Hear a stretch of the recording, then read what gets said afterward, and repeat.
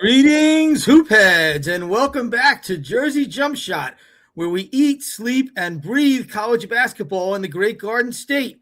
I'm Jerry Carino, and as you know, one of our goals in this podcast is to talk with New Jersey collegiate hoopers about life on and off the court. This week's guest is coming off an enormous win. FDU post-grad point guard Joey Niesman posted 18 points, 3 assists, and 2 steals as the Knights upset defending Northeast Conference champions Central Connecticut State on the road 76-66. FDU is now 4-3 in the NEC, and Niesman is averaging 12 points, 3.7 boards, and 3.4 assists on the season. The Oswego, Illinois native has taken the long road to Division I. He spent the previous 2 seasons at Division II, McKendree University in Illinois, and spent 2 years before that at Waubonsee, I'm sure I messed that up, Community College. It's the long road to this podcast, but we love a grinder, and Joey Niesman, welcome to Jersey Jump Shot. Hi, thank you for having me. All right, let's get into it, Joey. Tell me about your journey. Not the usual road to this level, high school to community college to D2 to FDU. How did you wind up taking that route to this level, and sort of how did you succeed and advance from each stop? I think one of the major things for me going into this to start was in high school, I didn't really hit a growth spurt until my junior year. So I was always one of the smallest guys. How tall were you? I was probably 5'2" until my sophomore year. I was about 5'5". Wow. And then my junior year, I got to be about like 5'10", and then I kind of kept going up after that, just to about like 6'1", 6'2". But my body didn't really grow into my frame until I kind of had graduated already. So it took a while, but basketball has always been my love. So I just stuck with it. I kept putting my heart into everything I do on the court. And I didn't really take it as serious in high school as I should have, looking back, because now I know what it takes, and that's consistency. Like the things I understand now, I wish I knew then, but it all worked out. I went to JUCO out of high school. I had some D3 offers, some D2 offers for football, but I decided to stick with basketball. Shout out to my Waubonsee coach, Lance Robinson. He put so much confidence in me. He made me believe that I could be a player that I never imagined. And then after a year of being with him, I saw the results. So from that point on, I just grinded, and then ended up taking my team to the Elite Eight, the first time my JUCO has ever been to an Elite Eight. So that allowed me to get some exposure. You know, I thought I could have went D1 out of there, but I guess they didn't have the same idea as the D1 coaches. So ended up going D2. Shout out to Coach Suggs for finding me and investing his trust into me. And taking that route to D2 really helped me become an even better player through the 2 years that I was there, and showed me really what basketball was about. You know, showed me like there's another level of it past JUCO, that it was a little more serious, a little more investing into yourself, like working out, training, and then a lot more scheme oriented. And then from that point, I hit the transfer portal after last season, and I got granted another year eligibility. So I hit the transfer portal, and then got a lot of D1 interest from a couple different places. And then Coach Castleberry and the crew found me, and I'm thankful, and I made it here. How'd they find you? I think I put a video and some like stuff out on Twitter, and they were able to see it, and I guess they liked what they saw, so they reached out to me.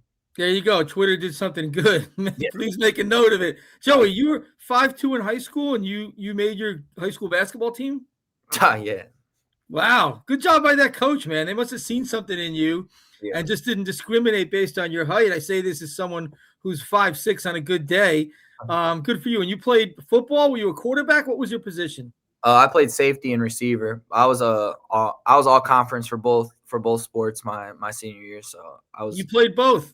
I played both. Is there something to be said for that? I mean, you hear a lot about like specializing in one sport year round. Is there something to be said for being a competitor and competing in multiple seasons? I definitely am an advocate for playing in multiple sports, especially football, because I think the lessons that football teach a person, it can be applied in any sport and can really just. I feel like being a football player turned me to a dog. So like on the basketball court, like nothing can really phase me because the stuff you deal with on the football field, it hurts a little more. It's a little more intense. So it's like, you know what I mean. All right, turn me into a dog. I love that. We got a quote machine here, folks. Joey's a podcast natural.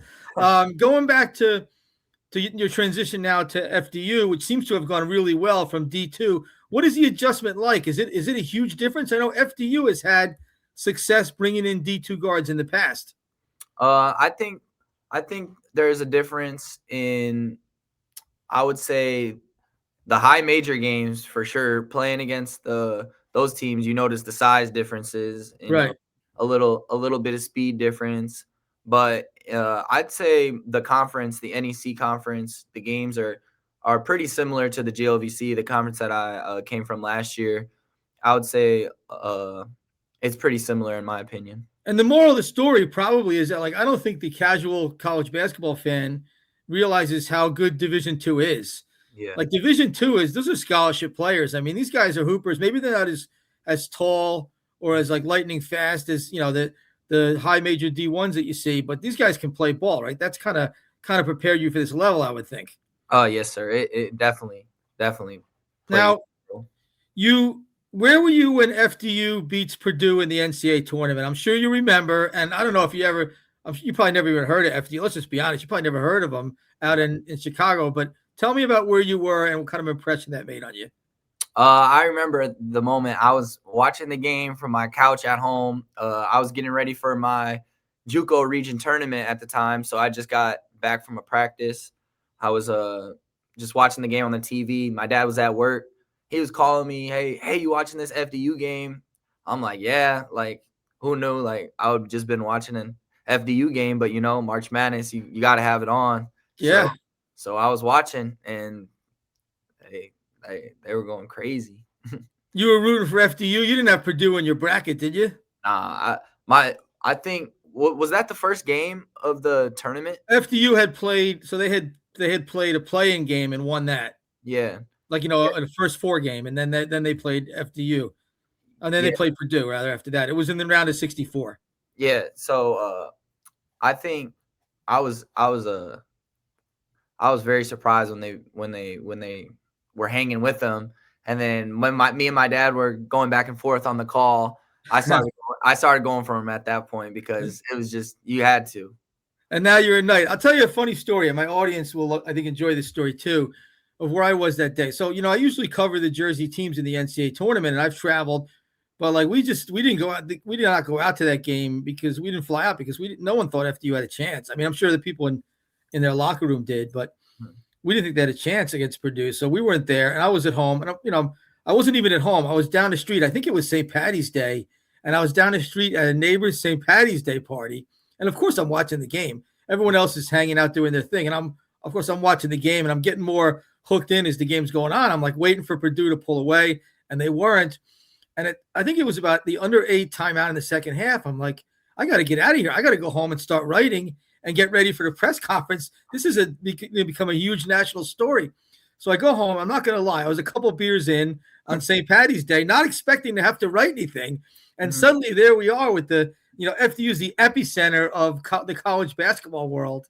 And I'm writing this column, and the whole thing worked out great. I mean, what a story. So here you are representing the Knights. And the moral of the story is you never know.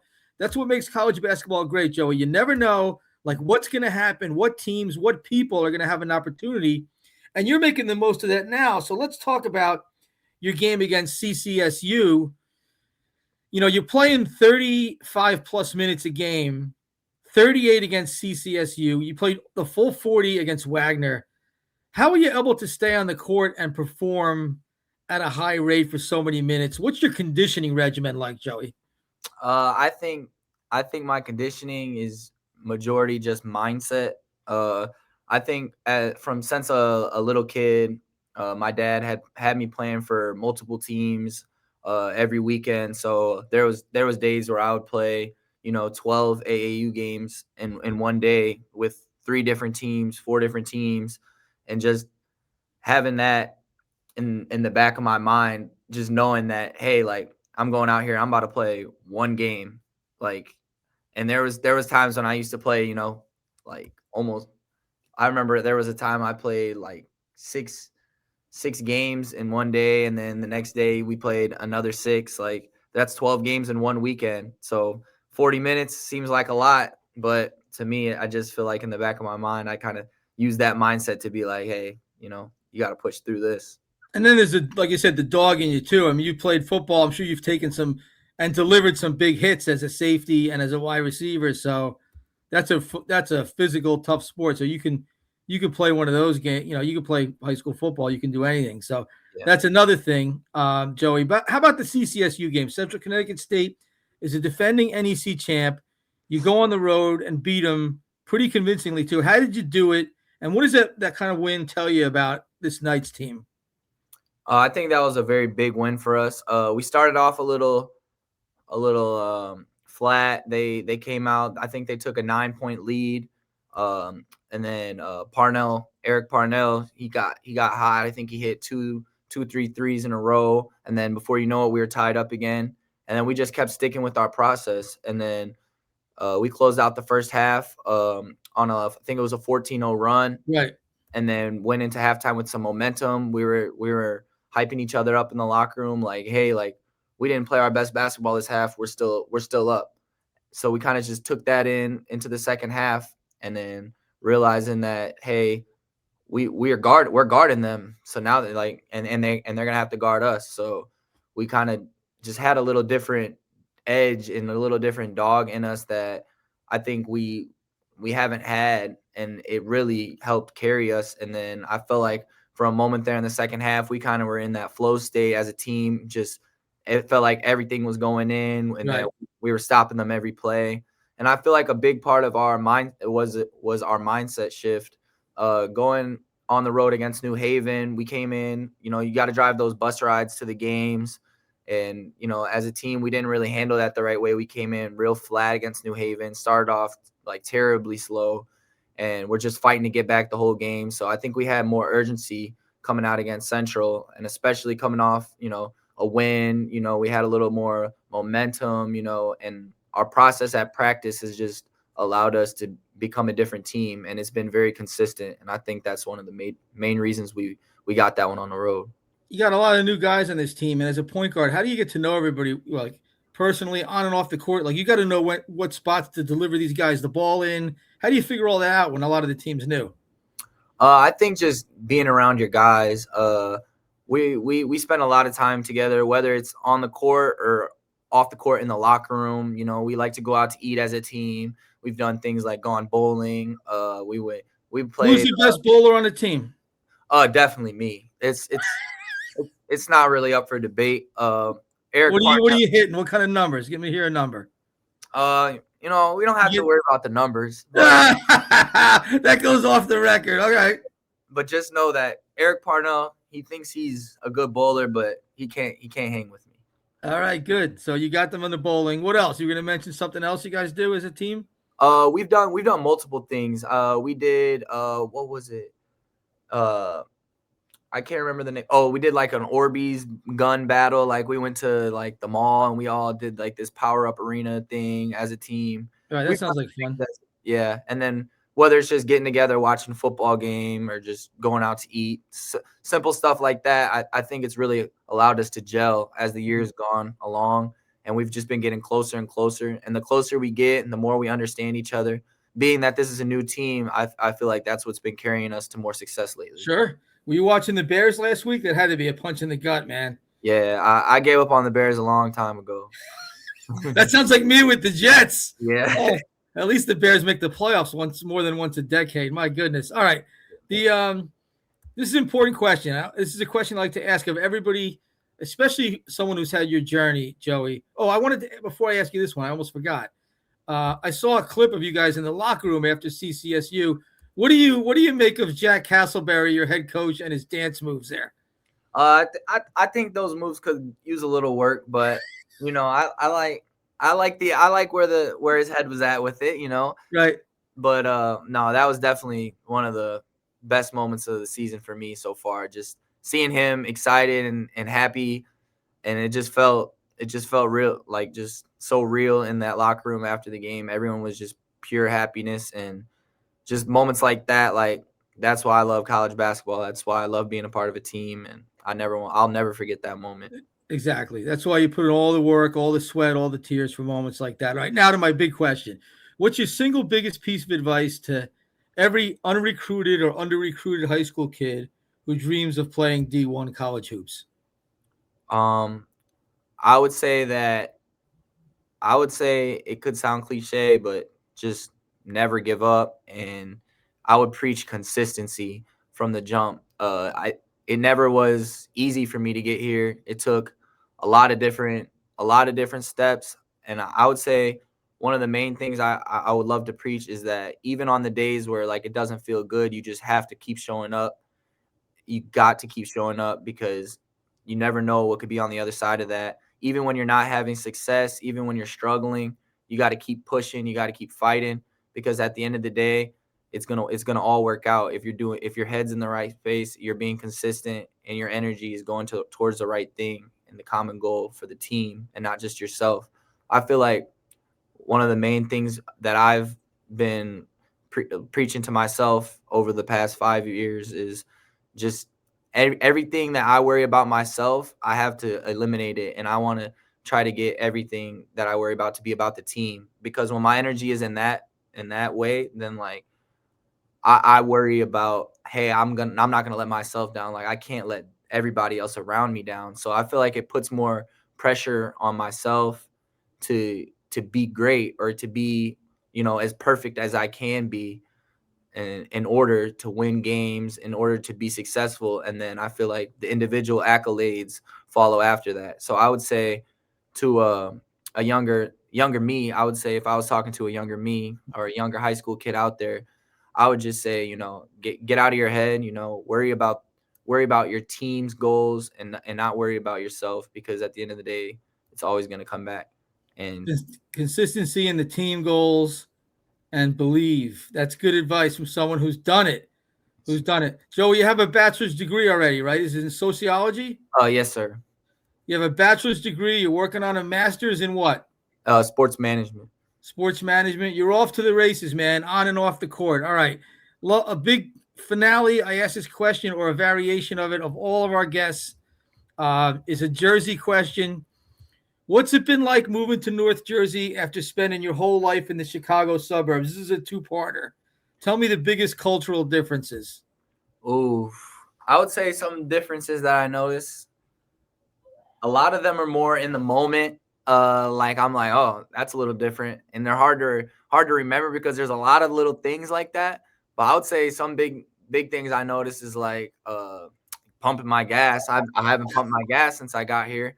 I never knew that was a thing at all until I got here. Yeah, So it's weird. I know, for the rest of the country.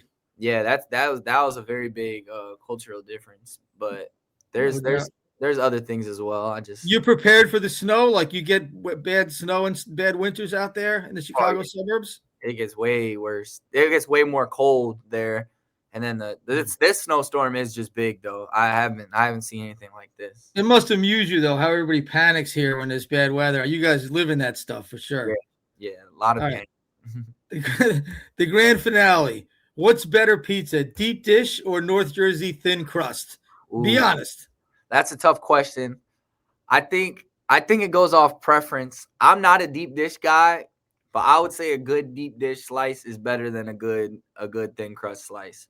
But overall, I would say for the majority, I would say I would go with the thin crust because I don't really like deep dish that much, and I feel like it's more consistent. The thin crust out here is very consistent. Like it's all good. It's all good. I feel like by me, it's not all good.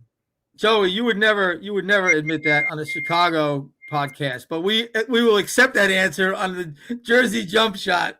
Good stuff. Consistent on the court, likes his consistency with his pizza off the court. Joey Niesman, thanks for joining us on Jersey Jump Shot. You're a podcast star, and I hope we can get you back maybe if something big happens in March. Thanks a lot. Thank you very much for having me. You have a great day. You too. All right. FDU certainly deserving of the spotlight after a huge win at Central Connecticut State. You know, I'm really proud of having current players as guests.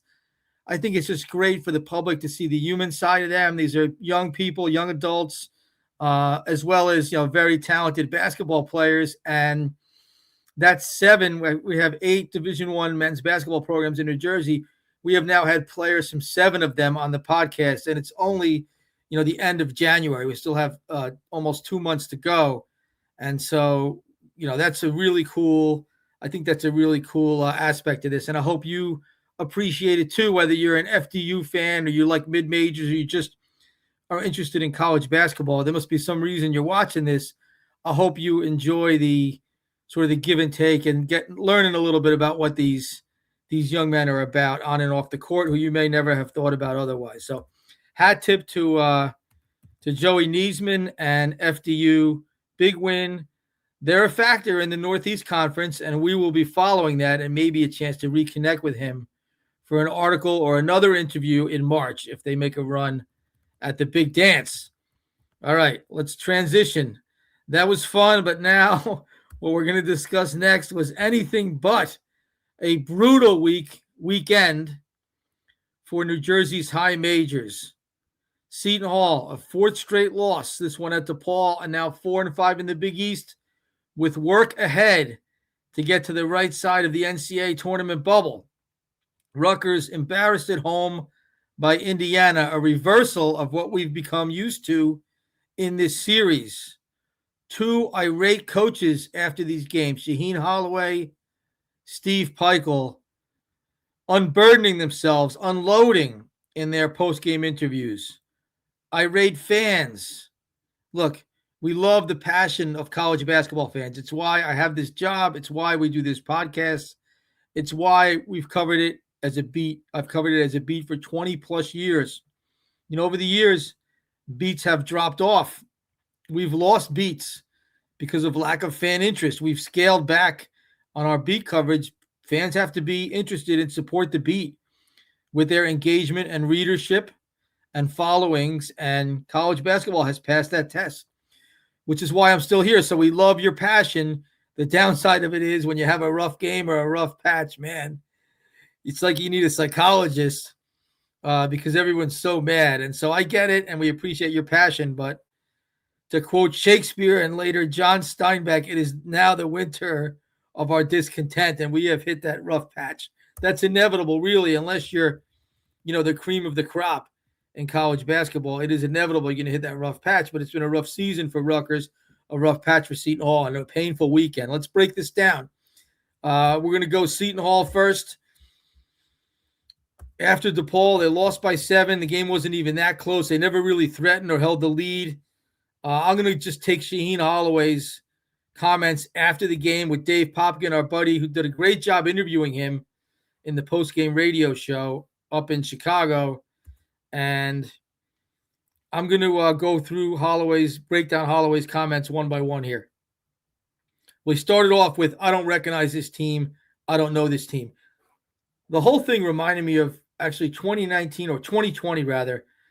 Kevin Willard went off on his Seton Hall team after they lost a close game at Providence. This is a really good Seton Hall team. And he went off on them. And I think I have the comments here. I could call him up. This is from Willard 2020 at Providence. And I'm doing this for a reason that I'll explain in a minute. Willard, after the loss at Providence, this was the second, they had lost both games that week. Quote, we have some guys with bad attitudes right now, to be perfectly honest with you. When you have a bad attitude and you're pouting and complaining that you're not playing enough time, yet your team is 10-2. He's talking about their Big East record. You have issues. When we lost to Creighton the other day and we played terrible in practice, I'm sitting in practice thinking I've got a guy, Moody, that doesn't want to go through practice and hardly played. I got another guy who played 25 minutes and can't make a shot and didn't have a rebound. I have another guy that got embarrassed defensively.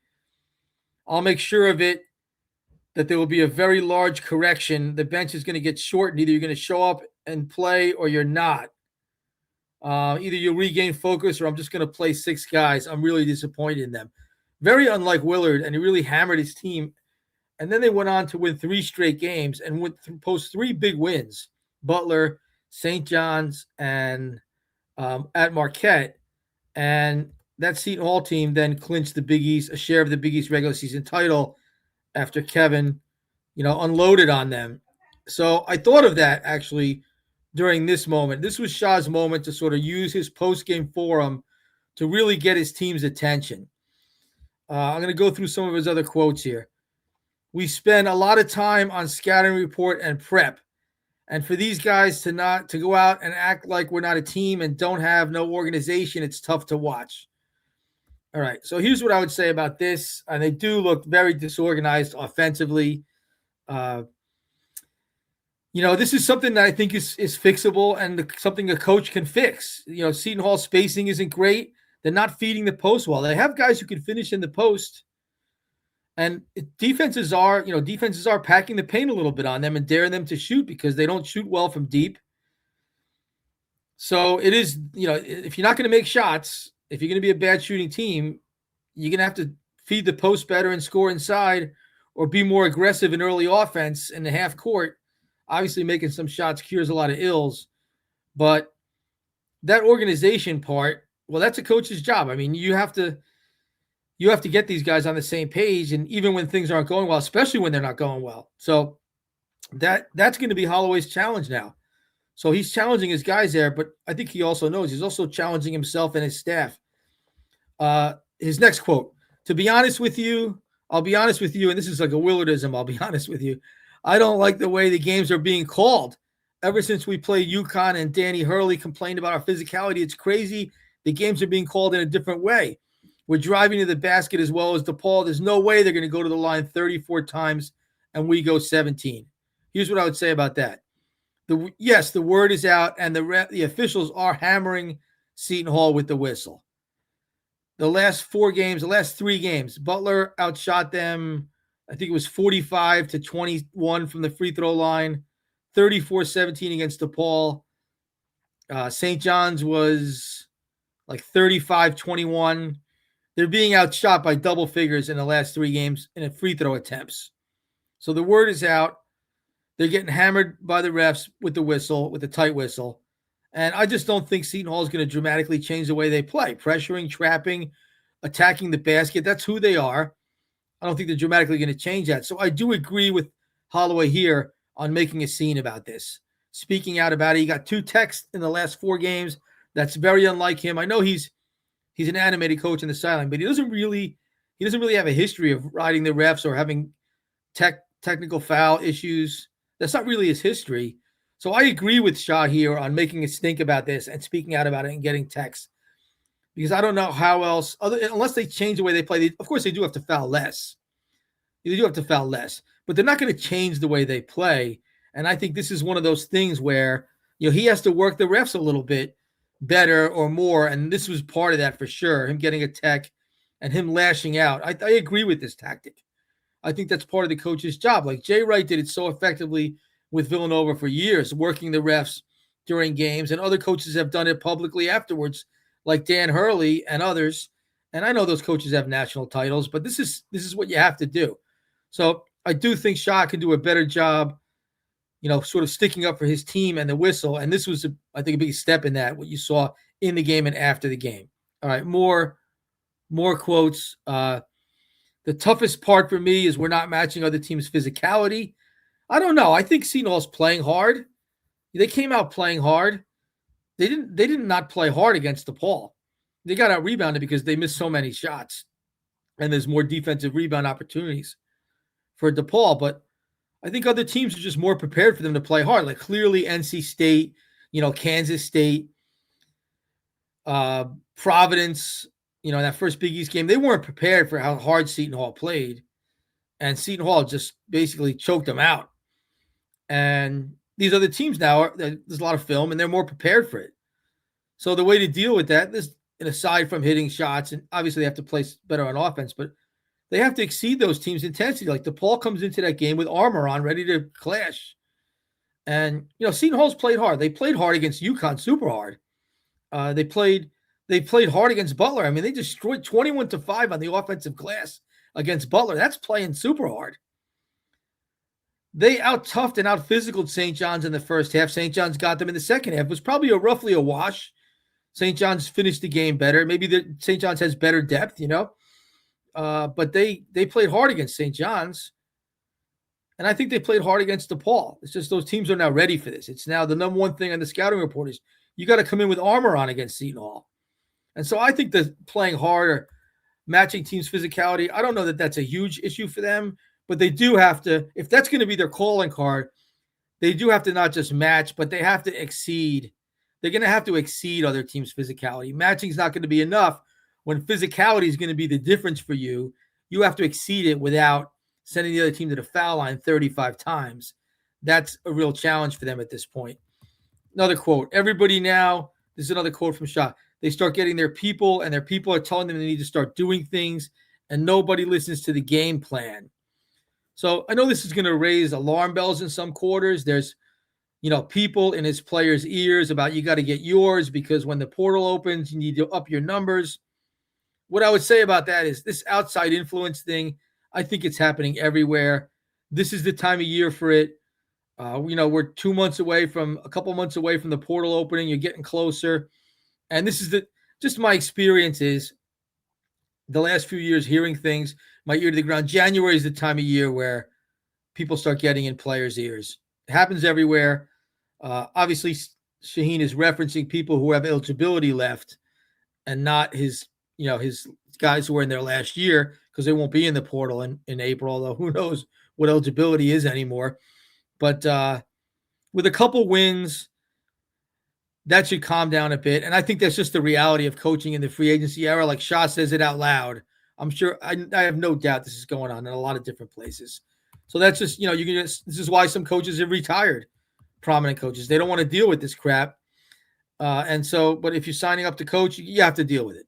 But, we do appreciate Shah saying it publicly because you want to know what's going on inside a team. And it helps to have the coach say that. I think it helps anyway for the coach to air stuff like that out. Okay. He was asked about Bud Clark. Bud had 14 points, 5 assists, 4 steals. Dave Popkin asked him about Clark playing well, and he was their best player in this game. Shah's response, he's not playmaking. He's not getting everybody involved like he once was. Everybody's trying to do it themselves. In this league, you can't do that, especially when we don't shoot threes.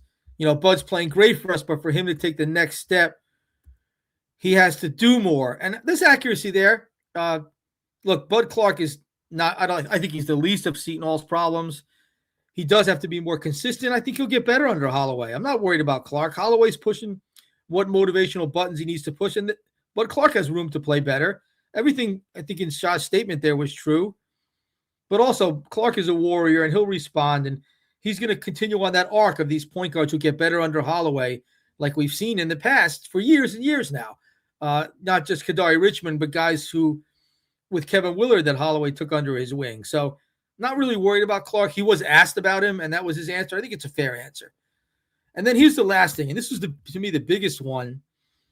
And I don't have the exact quote here, but without being asked, Holloway hinted at lineup changes coming, even while acknowledging he does strongly prefer continuity. And I asked Shah after the Butler game about lineup changes, and he bristled at it and pushed back. But Shah did make an unusual mid-game change at the start of the second half. He yanked Elijah Fisher and Mike Williams and put in Josh Rivera and Trey Parker to start the second half. So it's time. It's time to make lineup changes. Shah clearly knows that. He brought it up, unprompted. Playing time's a motivator, and that should be a benefit of having a deep bench. This is a tool that Shah did not have in 2024, the NIT championship season. He had a 7-man rotation. There was no depth. When Al Dawes was cold or Kadari Richmond was, la land and not listening, Shah didn't have the luxury of benching these guys. He had no one to put in. So now he has some depth. So it's time to use it. Shaw realizes that. Maybe could he have used it a couple games ago? I mean, he knows that best, probably. But it's time for a shakeup, and you're going to see one. I'm sure. I'm sure of it. If not, maybe I think you'll see one in the starting lineup. If not in the starting lineup, there's going to be some major rotational player pairing, playing time changes. It's time to use that tool. That's a tool that you have. So listen, Seton Hall is not going to magically become a great offensive team. Shooting costs money. Buying shooters costs money in the portal that they don't have. Maybe if they wanted to roll the dice on having like a 6-man rotation, like they did a couple years ago, like Kevin Willard did with Maryland, maybe you can consolidate your budget to buy a big-time shooter. You're putting a lot of eggs in one basket. Didn't work out great for Kansas State and Abdi Bashir, who we know well from Monmouth. So it's a risk. Shaw wants to build the team through depth, defensive pressure, wearing teams down. In order to do that, without shooters that you can't afford in this era, this free agency era, in order to do that, you got to score other ways. Free throw line, offensive rebounds, and putbacks. You got to make layups, okay? And that's focus. Got to make your free throws. Got to get to the line. And you got to score off defense. And if those avenues are being shut down, they're going to have to reopen them because they're not going to just magically start raining three-point shots, although a little bit better shooting would help open up everything. And so we'll see. Do they have that in them? We're going to see this week. They have a must-win homestand. Look, season's not over for Seton Hall. They're playing badly. They've hit a rough patch. Their offense stinks right now. Season's not over. They have a must-win homestand. They're going to be favored against Xavier, who's playing better, and Marquette.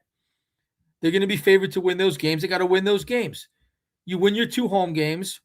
You get right a little bit, maybe, but then you're 16. You're looking at 16 and 6. You're looking at 5 and 4 in the 5 and 6 and 5, 6 and 5 in the Big East, 16 and 6 overall, 6 and 5 in the Big East. No bad losses. They can, and you're in position. You're in position to make an NCAA tournament run, but it starts this week by sweeping a must-win homestand. And I don't want to harp on this again. I harped on it last week, but we know the student turnout's not going to be great. You wonder, can the athletic department do something promotionally to drive up student turnout? They're not going to come just to support the team. They're just not. If they didn't do it against Butler, they're not coming this week. Rutgers, Rutgers gives away these anime collector's cards from the show One Piece, which I had never heard, some anime show. That's out of my range. But they drove a huge crowd. Now, I don't know how expensive those things are. Maybe they're very expensive. I don't know. But they drove a huge student crowd against Indiana. They'll have another one for Michigan State. I'm not saying Seton Hall should give away these anime cards. Again, I don't know how much they cost or what the investment is in those. It sounds like they're pretty valuable. But can the athletic department do something some gimmick to drive up student turnout? Because home crowds, they don't always make a difference. Like Providence, they had a humongous and enormous student turnout. Noon game on a Saturday for Georgetown. And I always use Providence as the comparable school. They still lost. They blew a 20-point lead and lost. Home crowds don't always make a difference, but sometimes they do, and certainly do with the officiating, which Seton Hall needs help with right now. So we'll see. But the ship can be righted, but it has to start now. There's no more wiggle room. There's no more development time. Now it has to start this week. I feel like Shaheen Holloway sort of unburdening himself, unloading is a step. And I look back at that Kevin Willard 2020, post-game interview at Providence. It helped turn things around and get guys' attention. I feel like this was a step toward righting the ship. We'll see if it happens. I don't know. But I think, to me, when I heard that post-game, I'm like, oh, this is a positive development. Can it get worse? Probably not. Probably not. You lost 4 games in a row. This is a positive development for Seton Hall. So I do think I did like what I heard there, but it has to start now. And, they got to learn from their what they've done wrong. And so that's on the coach too. That's on the coach, that's on the staff, and it's on the players. And we're going to see what happens this week. And then we'll revisit it next week. But tough week for Seton Hall. Rutgers. Here's Steve Peichel's key quote from his postgame. And Steve Peichel rarely, almost never goes nuclear. Shaw maybe a little more often. Steve Peichel almost never, maybe once a year tops. There's only been a few times over his 10 years he's gone nuclear like this. I hate the fact that we only had 5 fouls. and that's it. And I was like, oh, why didn't I catch that? 5 fouls. How do you play a college basketball game and only commit 5 fouls as a team? You're either winning by like 50 or you're not playing defense. There's no effort on defense. That's it. It was just lousy effort. 5 fouls was the salient number, and Peichel identified it on his own and shouted it out. This was Rutgers mailed this game in. Like the effort was crappy, and they deserve to, take a hit for that. And to their credit, they took a hit before we had a chance to give it to them. JaMychal Davis, it doesn't take talent to play with effort. He's right. And that was a very accurate quote. Like, Rutgers isn't loaded with talent. They're at a talent deficit in almost all their Big Ten games. We know this. The point was to play with effort and sort of lay a foundation, move from the season ahead for next season with some of these young guys, and that took a step backwards for sure. And JaMychal Davis, it doesn't take talent to play with effort. Very good comment. Insightful comment coming from a player who's been around. Look, Indiana's better than Rutgers, but they're not 23 points better at the rack. No way. And beating Indiana, out-toughing them, had been a source of pride for the coaching staff. It really had been. Not going to say that out loud. It had been. It had been a big deal that Rutgers was 9-3 against Indiana since 2018, 6-0 in home or neutral court settings. Indiana hadn't come in and won in Piscataway since 2018. And those games, a lot of them were just Rutgers out-toughing the Hoosiers. This was the opposite, and that's a huge disappointment. There's no sugarcoating that. Tariq Francis, the conundrum. This came up after the game. Steve had mentioned getting other guys involved, and Francis didn't play well on defense. Nobody did. He's still scoring at a high rate. But who's Tariq Francis going to pass to? He had 3 assists. He should have had 6. He throws a lob to Emmanuel Ogboli. It goes straight through his hands, like some comedy routine for alley-oop dunk. The whole place groans. I groaned. No, there's no groaning in the press box. I groaned. I'm sorry. It's a groaning type of play. And then he later finds there's a really good, a very good pass into the paint to Dylan Grant, who fumbles it, who had a lane for a layup or a dunk, and a bounce pass goes right through Dylan Grant's hands. He fumbles it. So what's Tariq Francis going to do? Pass the guys who are going to drop the ball or are going to throw up bricks? Or are going to dribble off their leg? It's a conundrum for him. So, yeah, you don't want one guy taking 25 shots a game, but what is he going to do with the ball? I would start him, by the way, at this point. And I had this back and forth with Steve after the game. And he's right. I asked Steve, should he go into the starting lineup? And he said, well, Tariq's playing great right now. Like, he's putting up big numbers coming off the bench. But my point was the starting lineup could use him, right? They fall into this 15-7 hole against Indiana and never climb out of it. Not that Tariq Francis needs a change. He doesn't. He's playing well, but the starting lineup could use a guy like him. And Peichel said, well, it wouldn't have changed the outcome. And it's probably not. Probably not. But I would start him just to give that starting unit a little better boost, especially against Michigan State. Michigan State could have you down 15-0 in a blink of an eye if you're not careful. But Rutgers freshmen, they were deer in headlights, dealing with Indiana spacing and screening and ball movement. Part of that's, being freshmen. Part of that's on the staff and the players for not being ready. But Rutgers bigs were terrible in this game, and most of these guys are upperclassmen. Their bigs were horrible.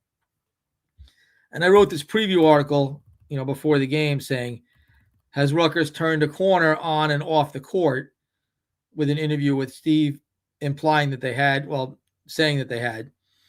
And it made me look really bad. And look, this is an occupational hazard, right? They had played well against at Iowa, and they played well at home. They've played much better. They had played much better since January began. Pretty good month of January for a team without a whole lot of talent. And then they laid an egg. So it made me look bad, made everybody look bad, right? But the bigger, more important part of the article was the second part of that, on and off the court. Off the court. Is Rutgers turning a corner off the court? What does that mean? It means that there's money incoming. There's money incoming for a real Big Ten roster budget, not make-believe monopoly money, a fraction of what these other schools get, where Rutgers peers in the league have players making almost as much as their entire roster. There's money incoming. That's what the new regime is doing. They're very serious about this. I noticed before the game, William Tate is the president of the university. He's out there presenting a 1,000-point ball to Tariq Francis. I've never seen a university president do that before. You think Jonathan Holloway was out there presenting a commemorative ball to a player? I never saw that. Was he ever at a game? I know he went to 1 or 2 games here and there, and he showed up at the NCAA tournament that one time. These people are serious about athletics, and they're going to invest. They're going to invest at an appropriate level. And it seems like they're going to give these coaches a chance, Greg Schiano and Steve Peichel, who are kind of similar, right, in their results. It's going to give these coaches a chance. They're going to give them a chance, at least a year, probably a year, whatever. They're going to give them one chance at least, a cycle at least, to see what they can do with appropriate infrastructure and an NIL investment. And if I'm Steve Peichel, knowing this is coming, I'm telling Dylan Grant, Emmanuel Ogboli, and these other guys, we're going to have a huge pile of money in April, and if you're not going to play hard and follow the game plan and get floor burns against Indiana at home, then we're going to spend it on someone else at your position. Does Steve Peichel going to say it to those guys? I don't know what he's going to say to them.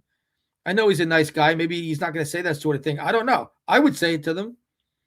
To me, the next 12 games, Rutgers has 12 games left. The next 12 games should be on audition for all these guys for that pile of money. And I would say Tariq Francis, you want him back, right? They're going to want him back. It's a good fit. He can score at this level. Is he cast properly with the group he has around him right now? Probably not by default, but he's a player you can build with. He can be a piece of a winning team for sure. And so the rest of these guys, this is an audition for them and for this pile of money. And that's what I would make clear if I was the coaching staff. So we'll see, but that's what I'm looking for Rutgers for the rest of the year. They don't have to beat the Indianas of the world, but you got to show up against them at home. And that's the ask. That's a reasonable ask for fans. And Steve Peichel knows it. And his players know it, which is why you saw the post game they gave, basically putting it on their shoulders to their credit. Okay. So mid-major shout-outs. Princeton, 3-2 in the Ivy League after beating Brown at home. Jackson Hickey, 19 points, 13 boards, 3 steals. Guy's developing. He's developing into an all-Ivy type player, the junior wing. Dalen Davis, 22 points off the bench. He's another talented guy coming off the bench. In this case, because he was injured and missed a lot of time, it's working. He's still coming off the bench. Give him credit for accepting that role. Dalen Davis is playing great. Princeton committed just 7 turnovers, and get this, they made all 22 free throw attempts. My goodness, all 22. What are they doing in Jadwin Gym? You know what? My thing always has been free throw shooters are more recruited than coached, right? Yes, you can improve at anything, and repetition matters, but a lot of that is these guys are just good shooters, and Princeton gets, they get good shooters. That's part of what they do. 22 free throws, though. 22 for 22 is pretty damn good. Can't get any better. Next up, Cornell and Columbia on the road. The Tigers are 0-12 away from Jadwin this season. If they're going to make the Ivy League tournament, which I think is a good goal for this team, 4 teams out of the 8 make it, they're going to have to win on the road at some point. It will be good for them to get a split at least this coming weekend. Monmouth, 4-4 in the CAA. After romping Campbell on the road, Ironman Jack Collins, a pride of Manasquan, 40 minutes, 17 points, 9 assists, 6 boards, 3 steals. Sophomore guard Justin Ray, this guy is on a tear, and you never know in college basketball season who is going to catch fire, right? No one knew Tariq Francis would play like this. Justin Ray is a guy from Monmouth. 24 points on 5 of 8 3-point shooting. Homestand coming for the Hawks. North Carolina A&T Thursday, then a showdown with Hofstra in West Long Branch Saturday afternoon after their game went to overtime on Long Island a few weeks back. Jersey Joe Gallo and Merrimack beat St. Peter's by 8 in Andover to move ahead of the Peacocks by half a game atop the MAC standings. St. Peter's went plus 23 on the boards in this game, including an edge of 28-7 on the offensive glass, and still lost handily. Sometimes all the hustle in the world isn't enough in this sport. It comes down to putting the ball in the basket. I know if you're listening to this, you can understand and relate to that. We'll get some more shots up on the next episode of Jersey Jump Shot.